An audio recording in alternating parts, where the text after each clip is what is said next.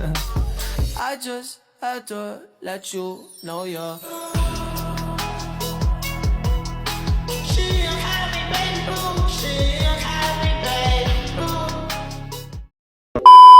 Halo teman-teman, di video kali ini kita akan belajar initializer block. Initializer block ini adalah blok kode yang akan dieksekusi ketika konstruktor dipanggil. Kita bisa memasukkan kode program di dalam initializer block. Init adalah kode yang otomatis dijalankan saat objek dibuat. Biasanya digunakan untuk menjalankan proses awal. Contoh kodenya seperti ini teman-teman. Langsung aja. Nah, di sini saya udah buat contoh kode init blocknya ya teman-teman. Nah, di sini kita coba langsung jalanin aja.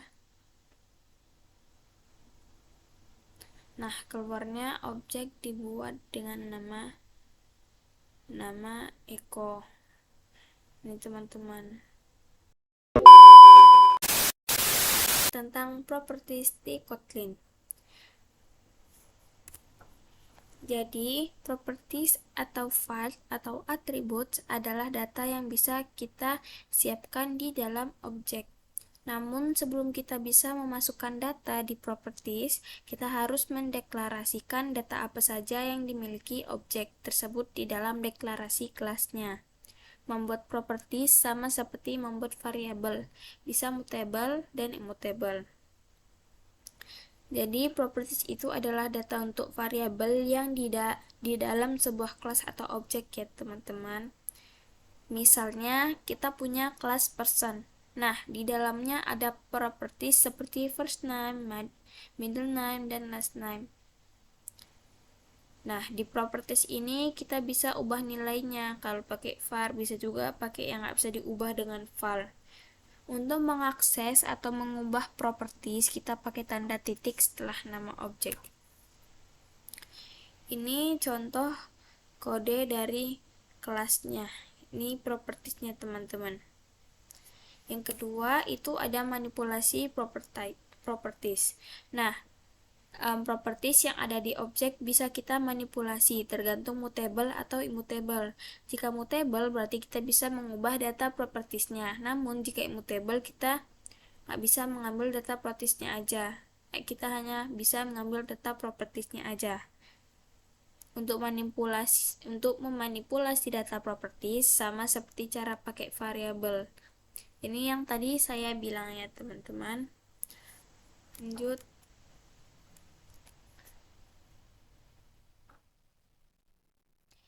Pertama-tama kita buat dari kelasnya dulu. Nah, di kelas ini saya udah buat ya teman-teman. Seperti biasa, saya membuat kelas yang namanya property ini dan ini itunya. Yang kedua, kita buat functionnya di sini.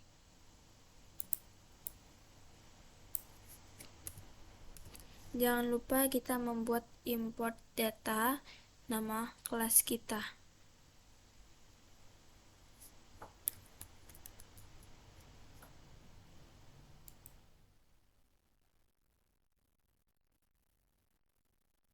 Oh iya, sini berarti kita buat nama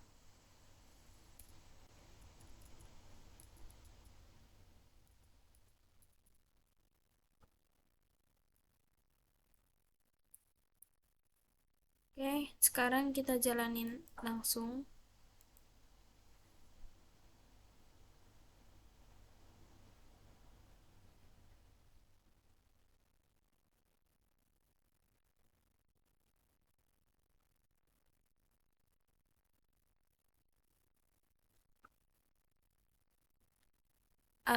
hasilnya Eko ya teman-teman.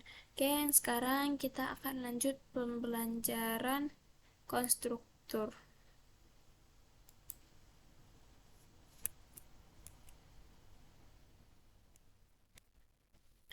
Konstruktor. Saat kita membuat objek, maka kita seperti memanggil sebuah function. Dalam kelas Kotlin, kita bisa membuat konstruktor. Nah, konstruktor mirip seperti function yang akan dipanggil saat pertama kali objek dibuat. Mirip seperti function, kita bisa memberi parameter pada konstruktornya.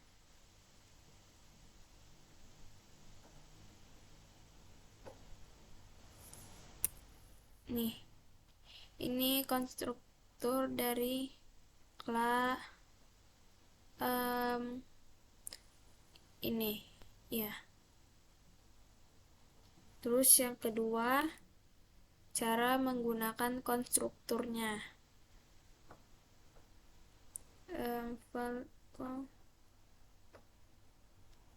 Sebelumnya tadi apa? Oke, kita langsung aja tes dicoba.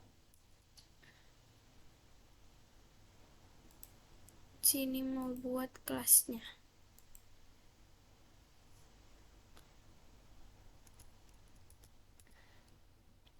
Cons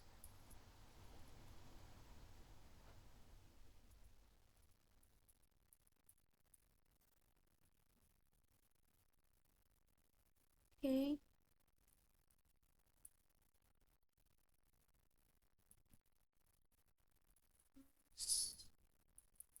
Name param.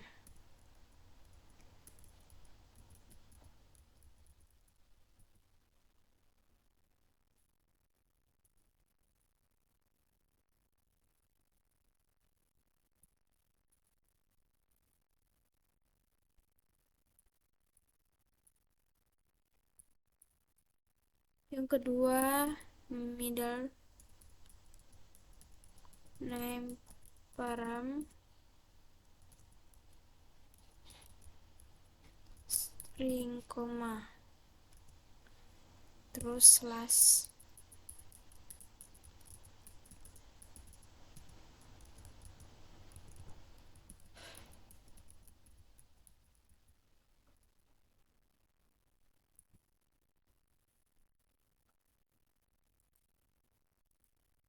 Tutup kurung, jangan lupa.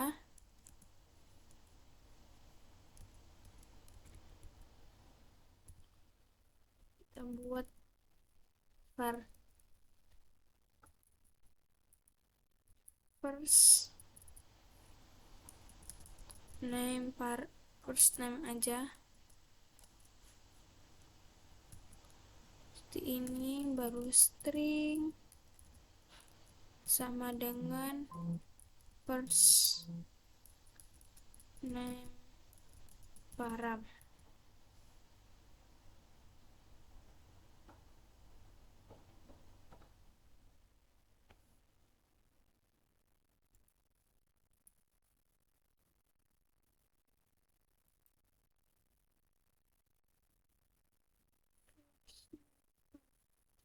Lanjut aja dulu.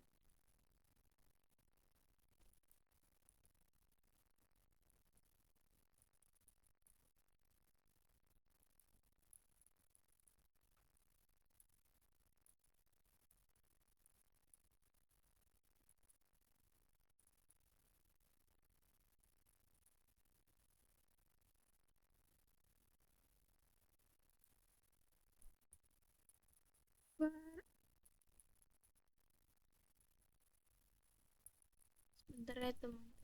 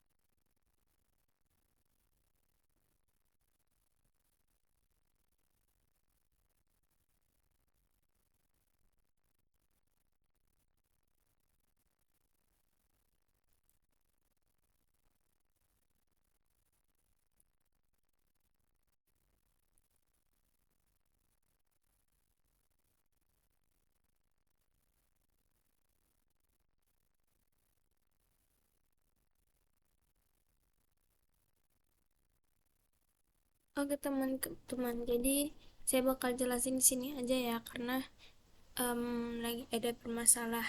Nah, parameter itu ada di dalam tanda ini teman-teman, tanda kurung.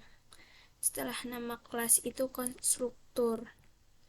Terus first name param itu data yang dikirim saat objek dibuat lalu dimasukkan ke properties yang first name ini. Lalu cara menggunakan konstrukturnya masuk di function ini teman-teman.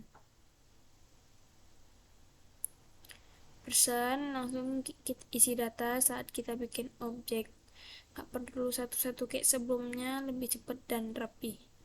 Oke, segitu saja teman-teman. Semoga bermanfaat. Sampai jumpa di video berikutnya. Dadah.